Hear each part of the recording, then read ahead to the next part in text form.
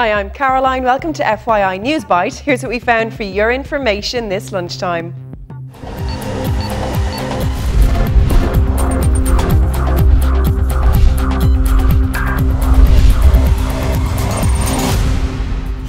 Put to death, the state of Georgia has executed Troy Davis, the man convicted for the murder of an off-duty police officer. The killing went ahead despite protests and pleas by supporters around the world. Troy Davis has always insisted he was innocent of killing Mark MacPhail in 1989. He repeated his claim to Mr MacPhail's family before he died by lethal injection. He was put to death after the Supreme Court rejected an 11th-hour request for a stay. I don't believe he did have a last meal, and I don't believe he made a final statement when he was going to be given the opportunity to record one. But he did make the statement, as we've said, while he was strapped to the gurney, and again addressed directly to the MacPhail family first, to let them know that he claimed he was innocent. A reunion years in the making. The two Americans who were held in Iran after being convicted as spies have been reunited with their families. Josh Fatal and Shane Bower arrived by plane in the Gulf state of Oman. The pair, who say they were hiking close to Iran's border with Iraq when they were arrested, were released under a $1 million bail for freedom deal. A third US citizen, Sarah Shurd, was released a year ago under a similar deal.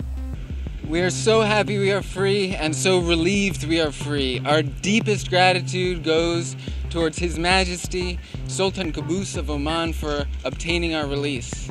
2 years in prison is too long, and we sincerely hope for the freedom of other political prisoners and other unjustly imprisoned people in America and Iran.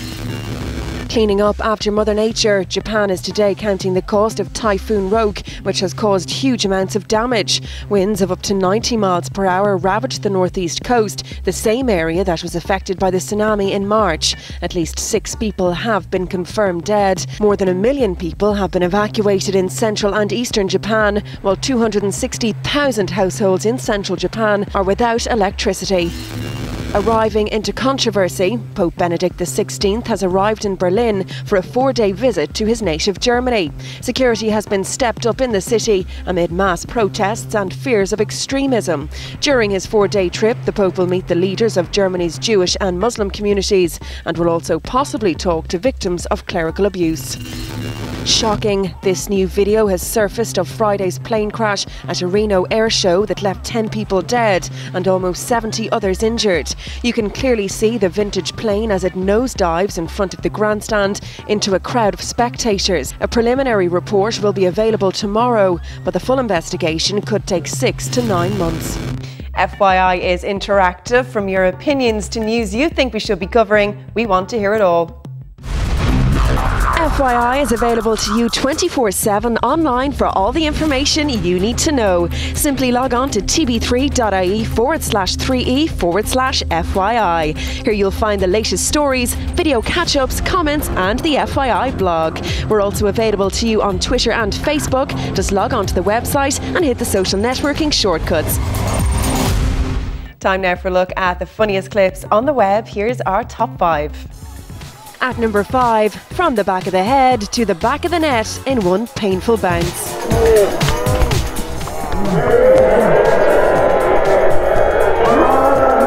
At number 4, separately, Bollywood, breakdancing and shiny lycra are all fine, but together you get this.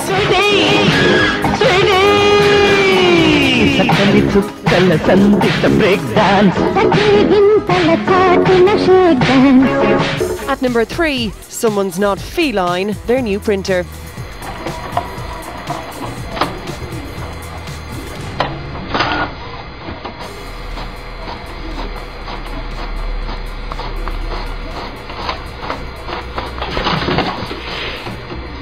At number 2, how not to remove a wall from your apartment block.